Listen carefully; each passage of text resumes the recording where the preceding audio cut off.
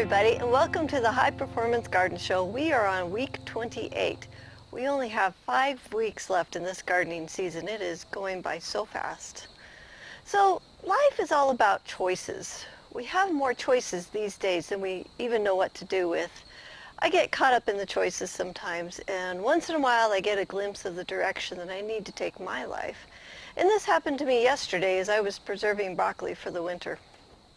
I reaffirmed that I love growing healthy food for my family, and that growing the very best food that can't be bought in any stores is the right path for my life. Growing a garden is a choice that I make. The beauty of this garden system is that you can choose to grow a high-performance garden and get the healthy food that you can't buy anywhere and barely deviate from your regularly scheduled life. To grow enough food for 3 people, it only takes about 15 minutes a day in this high-performance garden, and you guys have pretty much witnessed that all season. So, it's time to make a choice. What are you going to do? So anyways, it is time to get started in the garden, and we're going to start right here with the tomatoes. And not a whole lot to do, is there? I see a few aphids. We'll squish them. I want them to get started. Harvest. Got some nice tomatoes in here. I love this time of year because we're down to just a lot of harvest. I am going to feed the tomatoes today though, and all the plants that are heavy feeders and probably the medium feeders too. And the reason I want to do that is I want to go into the end of the season really strong. I don't want the plants to struggle at all. And I want the microbes to be very prolific and go into the winter. They're going to go dormant in the garden, and then when we wake them up in the spring, they will there will be a good population in here. So we don't want to go into the fall with weak plants or weak microbes. Okay, oh, there's some beauties right there. That big guy. You guys can't see it yet. I can grab it. Ooh, look at that. Ooh, where are you? Here. Hiding behind the plants, huh? Okay. That one? Yeah, I think we'll take that one too. Another big one. And I do see a sucker coming right off of here. I'm going to take that one out. And there is one way up here. Okay, what else? Got the tops out. Little sucker here. They do like the sucker. When the tops are out, freaks the plants out just a little bit. Okay, and I did notice a couple weeds right here on the corner. Get them.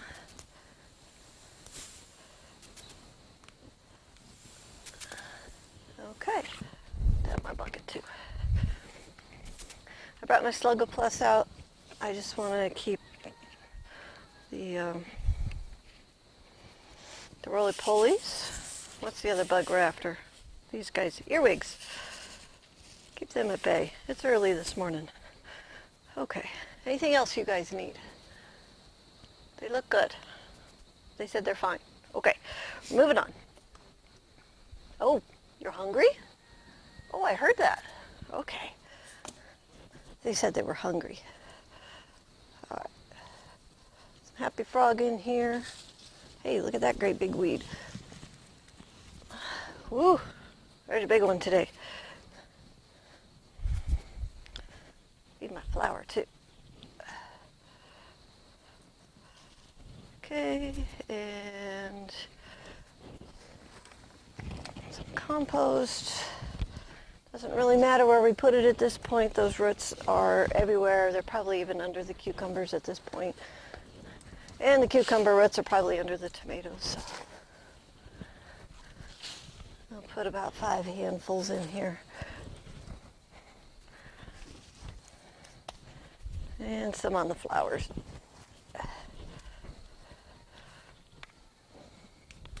Okay, is that it?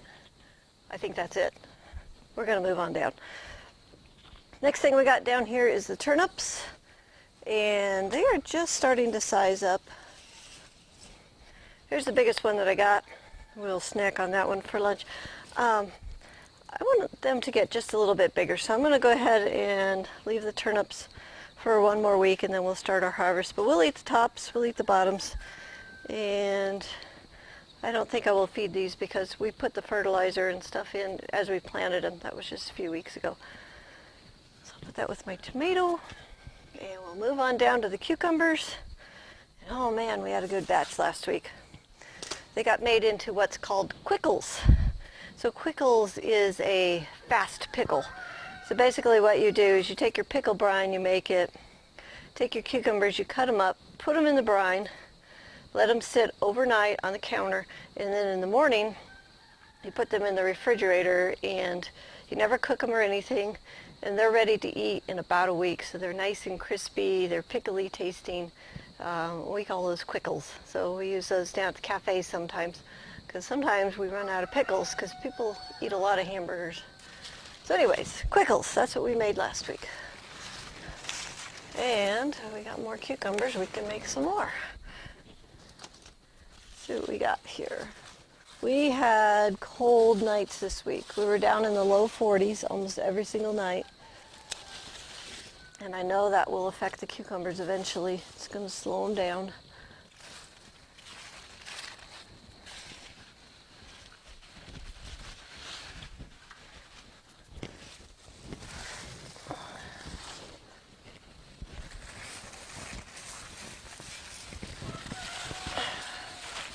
Oh, come on.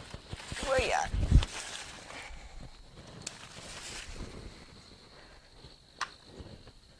I saw another one. Where'd you go? There you are.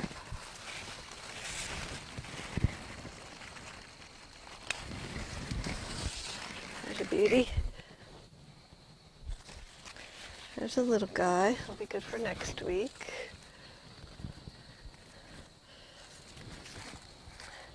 Not seeing the spider mites. Very pleased with that. Everything's looking really good. Oh, there you are. I knew there was one more. Cucumber jungle. Okay, we got 5 this week, so they are slowing down a little, and that's just fine. I do want to feed them though. That one's big enough so we can go strongly into the fall, into the end of the season. Okay, gotta get my food.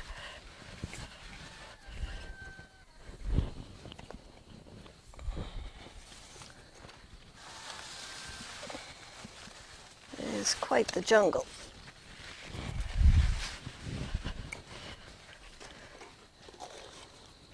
So I hope you guys are practicing making compost. If you don't have it right yet, keep practicing because it's really important, and it makes the garden almost totally free. So you don't want to be buying compost. You want to be getting your skills up and learning how to make it. So if you need to take a composting class, find somebody in your area that composts and just go make some with them. But keep practicing your compost so that you can just keep feeding your plants. You can make a batch of compost in 3 weeks. We feed the plants every 4 weeks, so you can get that going. Get your compost made. Okay, moving on down. We got 6 cucumbers. All right, into the zucchini jungle. And we have some zucchinis today. So they'll be slowing down too with the cold nights. They do not like 40-degree nights. We'll see how long we can keep them going. We get into the next, 5 weeks from now, and we'll be freezing every night, and that's why the garden season is going to end. Plus, I want to show you guys how to put your garden to bed. So I have to pick an end date so that I can show you how to do all that stuff.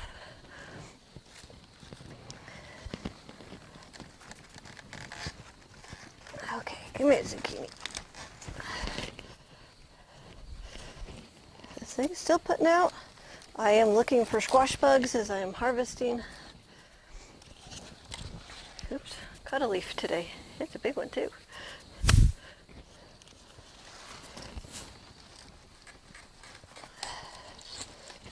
Okay, a few more. Let's see in the squash bugs. You guys got a really bad infestation though. Take the plant out, clean the garden up, start over. You know, if you having trouble with your zucchini, you could go right back into spinach this time of year. Remember, that's how we started with the spinach. Okay, Annie on this side. There's one. I have picked this. I've waited a week to pick these. Remember how big they were? You know, like this big last week? And this week they're a lot smaller. And that's the colder nights kicking in and the shorter days. So once a week is probably just fine on the zucchini now.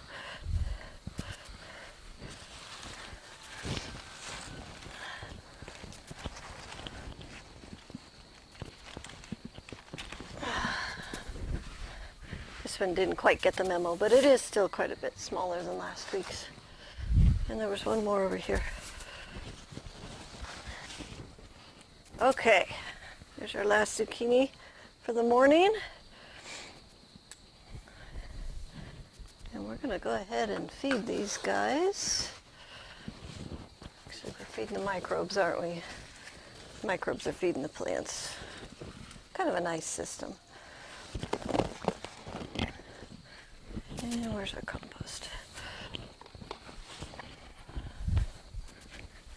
This is one of the things that a lot of gardeners don't do, is they don't continue to feed the plants into the fall. And I think that's a big mistake. You want to keep these things strong going into the fall, and you want to build that microbial base for spring. So it does two things for us.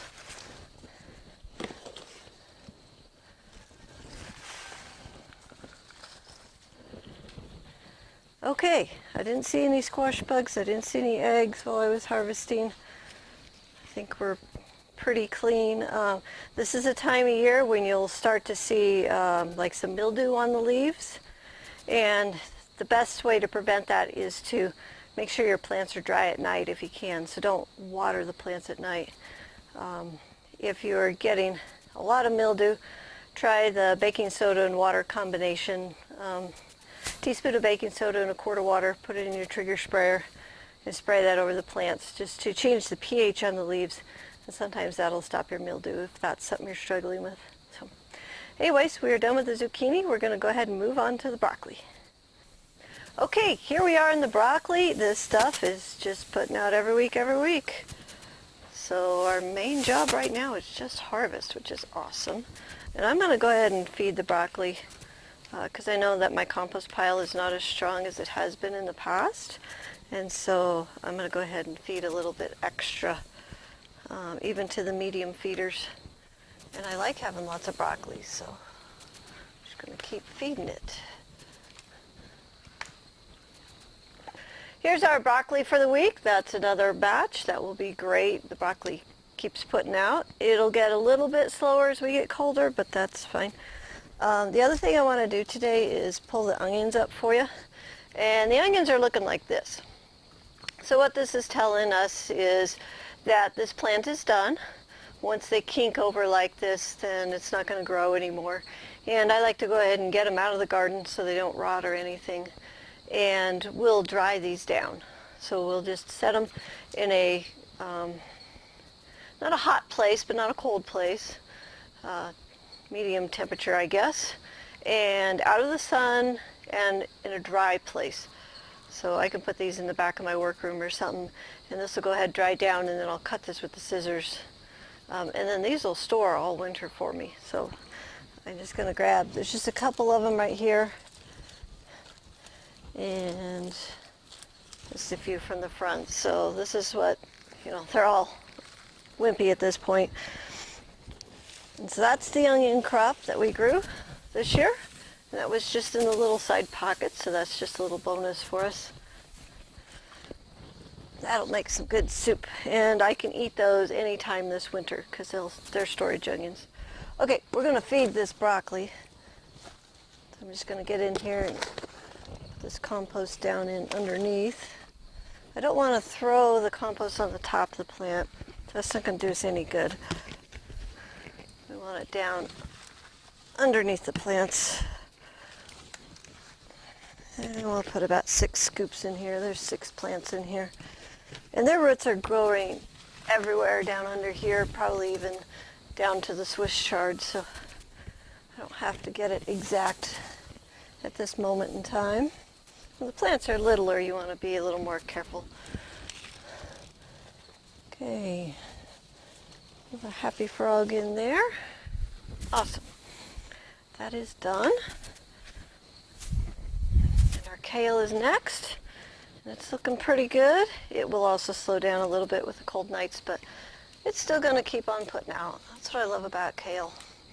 The heat of the summer, the cold of the winter, it just keeps growing. It's looking pretty good. I'm looking for aphids, not seeing any yet, but we will keep our eye out because they can be destructive. Okay, here's our kale for the week. There's about a half a pound there. That's good. That'll make a couple meals. I want to tell you a little story about the kale. When we were camping, one of the campers, we had kale on our plate, and he's like, I don't like kale because it's too tough and chewy. He's like, the flavor's fine, but it's too tough and chewy. And I'm like, well, here's the secret. You need to pick these leaves when they're little, so they're not tough and chewy. You get it at the store and it's these ginormous leaves, and yeah, they are hard to chew. So by growing red Russian, which is a smaller variety of kale, and then picking it once a week and keeping the leaves small, that's where you get the nice tender kale, and I think he would enjoy this kale a lot. So hopefully I convinced him to try kale again and to grow it himself and get it a little bit smaller. Kale, awesome. All right, we're going to feed the kale because I know that it likes to eat. And we'll just sprinkle some happy frog down in.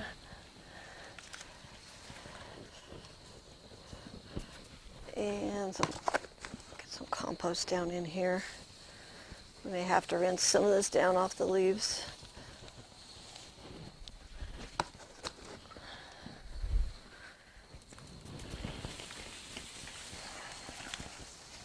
Yeah, I'll get that with the hose when I water today. I can rinse that off. A little bit more for good measure.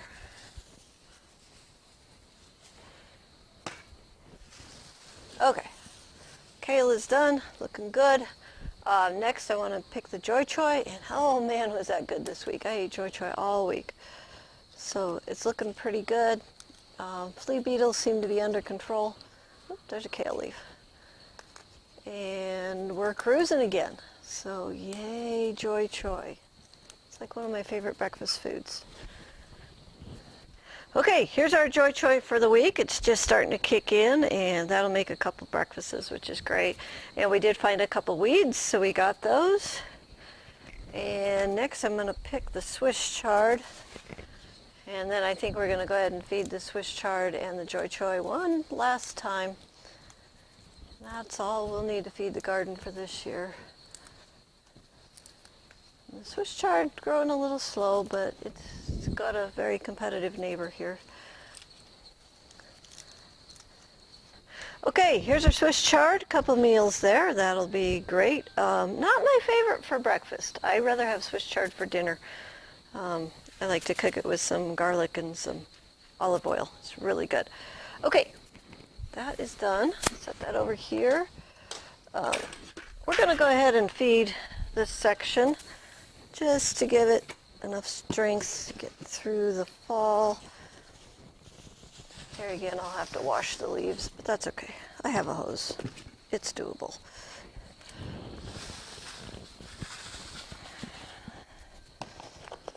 And the squash over here, it's probably feeding from this section as well. So I think this is probably a really good move. The squash is a little bit on the hungry side. It's definitely stealing from the older leaves to feed the newer leaves. Okay, a little bit of happy frog fruit and flower blend. Goes well with the compost. Gives us the potassium and the phosphate and the trace minerals and the mycorrhizae fungi and the microbes. A lot of good stuff in that little scoop. Okay, I'll get the hose out and wash that. And A little bit of sluggo, little control. Not seeing too many earwigs or roly-polies, but just enough that I want to keep doing this for a few more weeks. So, okay, this section is done. We're going to go ahead and take a look at the squash. Okay, here we are in the squash. There are some mammoth squash down here on the ground, and as you can see them starting to hang here. This week I was needing some squash for dinner, so I snuck out into the big patch, which is over on the other side of the farm here, and I found a nice big one. It still had a little bit of green streaks in it. I went ahead and cooked it for supper, and then when I cut it open, I could see the seeds inside were not quite mature yet. So yes, you can eat them at any stage, but they get a little bit better after they've fully ripened and then cured. So for us, it's the frost that takes them down in the fall. For some of you other guys, the plants may just give up the ghost. But what you're going to do is you're going to take it and you're going to push your fingernail in. And if you can still dent that squash, then it's not quite ready to eat. And also, you're going to look at the color. You're wanting these guys to get a little bit on the pinkish side and the green to come out. So this guy's getting close. I can barely dent him at this point. And they are not going to fall from the vine. If you got them vertical, they're going to hang on there, unless you bump them and knock them around a lot, but they'll just hang on. So what I want to do with these guys today is I know that they're stealing food from the older leaves to go to the newer leaves, and the older leaves, they're never going to recover. They're just going to be brown, and as you can see, some of these are starting to yellow. And so we're going to go ahead and put some food in here. The other thing that can cause some of this is the cold, and then when we do get the frost, this whole thing will just turn brown. So the end of the season for the squash is a little funky, but it's got some nice big squash, and we're going to have a good harvest here. So let's just get them fed so that they can finish out strong. I'm going to put some Happy Frog in here. Such a jungle. And lots of compost. Put about 6 scoops in here.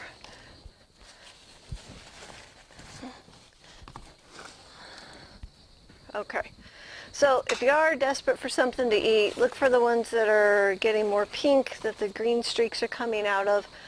A great way to cook these is to just peel the skin off and shred them and just fry them like you would a hash brown, like a potato. Really, really good that way. A lot of people think, oh, the only thing you can do with them is to roast them, but nope, go ahead and fry them. They're really good, and they make a not a quick meal, but if you're looking for something to eat, they do fill that void. So anyhow, these are done, and I'm not seeing bugs, which is kind of nice. I did bring my sluggo. Here it is. I just want to put some in there because I don't want the roly-polies and the earwigs to have a home. Just put a little sluggo in there. Okay. Now we're ready to harvest the lettuce. I just see, just barely, some of the seed that we planted last week coming up.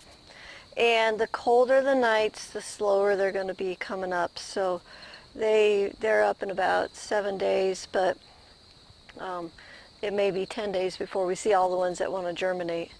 But they're doing good. They like the cold. Okay, let's go ahead and get our lettuce harvest for the week. We got these other sections that are putting out. Good morning, Harlequin.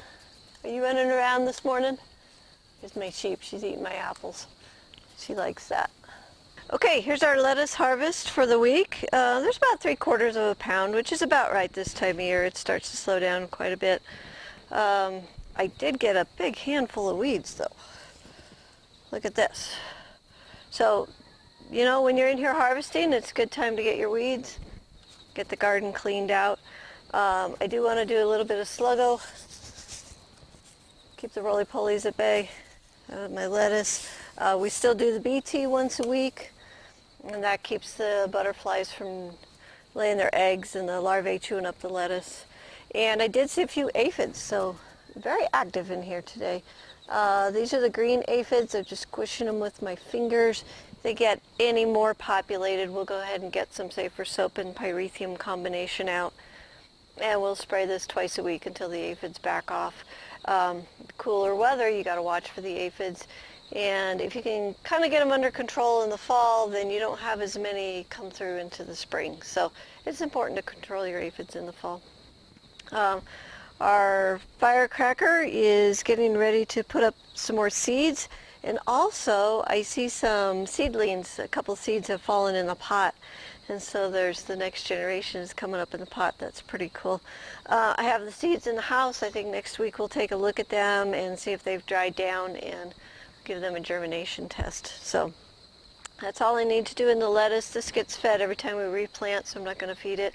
But we're going to harvest some carrots today because I'm really hungry for some carrots. So let's go take a look at them. Okay, here we are in the carrot patch, and what I want to do is go ahead and harvest a couple of these. So I'm still looking for carrots that are close together. I'm pulling them out, and we're getting some nice sized ones now. As we get into the fall, they're going to get pretty good size. Let's see. I think I want about 4 of these today. Yeah, yum. I do want to feed the carrots. I want to go into the fall with a lot of flavor and a lot of mineral in them. Wow, look at that beauty. That is a beauty. It's kind of like my brother-in-law and his fish. You know, he's like, oh, look at this lunker. Oh, there you go, a lunker. Okay. So let's get some Happy Frog going in here. And this will also feed the cucumbers because I know the roots are back up in here as well. And probably the zucchini. It's going to be quite a jungle in here. But that's all right. This garden is very happy, which makes me very happy.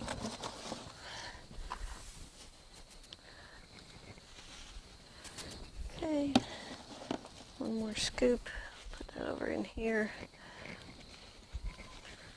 Okay, that should get the carrots through till the end of the season. Okay, here's our carrot harvest for today. And we're going to go ahead and take a look at all the harvests, so we'll be right back.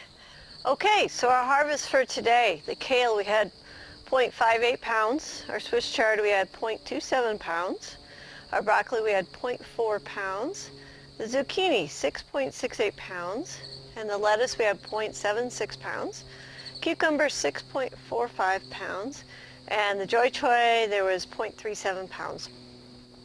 Our tomatoes 3.17 pounds. Our carrots, there was 1.6 pounds, and man, when we cut the tops off, that carrot aroma just came out. It was awesome. And the onions, there was 3.62 pounds, and the little turnip was 0.13 pounds, so it had a little weight to it.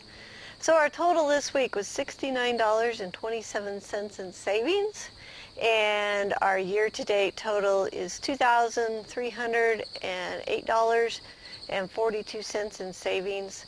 So we are only $681.58 away from our goal of $2,990. So we're going to be right down to the wire to see if we can make it, but that's pretty awesome if this garden could do it. The highest I've pushed this garden before is about $2,500, so that's an extra $400 in savings. Just think of what you could do with like $3,000 extra dollars in your budget every year, only by spending 15 minutes a day out in the garden. So to me, that's a win-win. Boy, let me tell you, that's awesome. The garden gives us so much more than just great food. The 28th gift my garden gives me is health.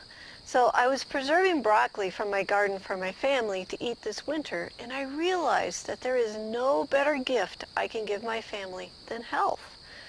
This food that I co-create with my garden is the very best food that we can possibly eat. You can't buy food like this anywhere, and I'm glad that I take the time to grow healthy food and preserve it so we can eat amazing food all year long. You know, for us, the grocery store is optional because I grow the food in the summer and I also preserve it for the winter. So, you know, the grocery store is an option. So So it's a choice that I make to spend my time growing healthy food for my family. So what choices are you making about the food that you're feeding your family? This year, you have had the behind-the-scenes look into what makes the farm so special. Have you enjoyed the garden show? Would you like to help us to continue this educational outreach program? We're not selling any advertising or doing any fundraising, but instead I'd like to invite you, our extended farm family, to join us in the ultimate win-win situation with a holiday sale. The sale starts in October on the 10th this year, and we have plenty of farm products that are handmade by our people flock. So here's a sneak peek at some of the products we are making especially for you this season. Okay, so today I want to show you our wool pillow lineup. We have 3 different wool pillows. The cool thing about these wool pillows is that the stuffing inside is made of little felted balls that we make. So the wool pillow is machine wash and dry. So you can actually put these in the washer and the dryer. They've done studies on the sleeping on wool, and what they found out is that they get a 20% increase in REM sleep. So a little better, deeper sleep on a wool pillow. The wool pillows are hypoallergenic, so you're not going to have allergies with these pillows. And they're also free from chemicals. So a regular polyester or the styrofoam pillows, they actually give off chemicals that can cause some cancers. And they add fire retardants so that the pillows don't catch on fire. And you know, if you're in a fire, your pillow's not on fire. But the thing about wool is it doesn't catch on fire. It will smolder, but it won't catch on fire. So there's no reason to add chemicals, because, you know, if you got your face on it, you don't want to be breathing in those chemicals all the time. And the other wonderful thing about the wool is it doesn't harbor dust mites. So a down pillow and a cotton pillow can collect over 1 pound of dust mite feces in a year inside your pillow. Yuck, I don't want to sleep on a pound of poop. Do you? No. Okay, so the great things about our pillows are they are hypoallergenic. You're not going to get allergies from this. They are naturally fire retardant, so there's no chemicals in it, so you're not breathing in chemicals. They give you 20% more REM sleep, so you're going to have better sleep. And they're not full of dust mites, so you're not sleeping on dust mite feces. And washer and dryer. Yay, these pillows are awesome. So we have 3 sizes. This is our travel pillow. We put this nice little handle on it. All of our covers are 100% cotton, so all we are is cotton and wool. And this one you can hook to your suitcase. Little kids can carry it around. These are great little pillows. So we have that size. And this is our pint-sized pillow. This is about half of a normal size pillow. This is great for little kids, or if you just like a smaller pillow, you're going camping, you want a pillow in the car. Again, all of our covers are, most of them are flannel, and they're 100% cotton, and then we have the wool inside. And these are our big pillows. These are the ones for the regular beds. And these pillows have the hypoallergenic covers on them so that you're not getting allergies or anything through there. And I want to show you what we put inside here. These are the convertible pillows, so you can add fluff or take fluff away. This is actually my pillow that I use in the camper. And this is the fluff that we put inside. So what we do is we take the wool and we cut it into little pieces, and then we go ahead and felt this down so that it's not going to make a big ball inside your pillow. If you just have the wool bats, sometimes they make big balls. So all this is loose, and you can add more. You can take some away. This is Moon's fleece. She's one of our dairy sheep, and you can see she's got this beautiful gray heathered color. And so you can, like I say, add or subtract with the zipper as much wool as you want. So these things are fantastic. We've been getting great reviews. We've had these for sale since last November. And it's really fun to read how much people are enjoying these pillows and how much better their sleep is. So anyhow, You might want to get some pillows for your bed and, take a look at your holiday list and see who could use more sleep and maybe order them a pillow this year. So each purchase during the holiday sale changes a life here on the farm. It supports our organic flock of sheep and our flock of helpers. So without them, we couldn't run this farm and bring you the garden education. So supporting the garden show and the farm is really important to keeping the show going. So we invite you to take part in our holiday sale, and you can get some awesome handmade farm products and the satisfaction of knowing that you're changing a life for our staff and for our sheep. So I'm excited to send you a little piece of our farm to you this holiday season. So while you're waiting for the sale to start, do you know of any friends that would be in need of some gardening help? So invite them to the garden show. They will thank you once they have a weed-free, fun, and productive organic garden. So think of 3 people in your life who have wanted to start a garden but haven't had the support that they need, and send them to the show at thelivingfarm.org to sign up for the free show today. I hope that your growing season has gone well, and until next time, may your garden be easy, fun, productive, and always organic.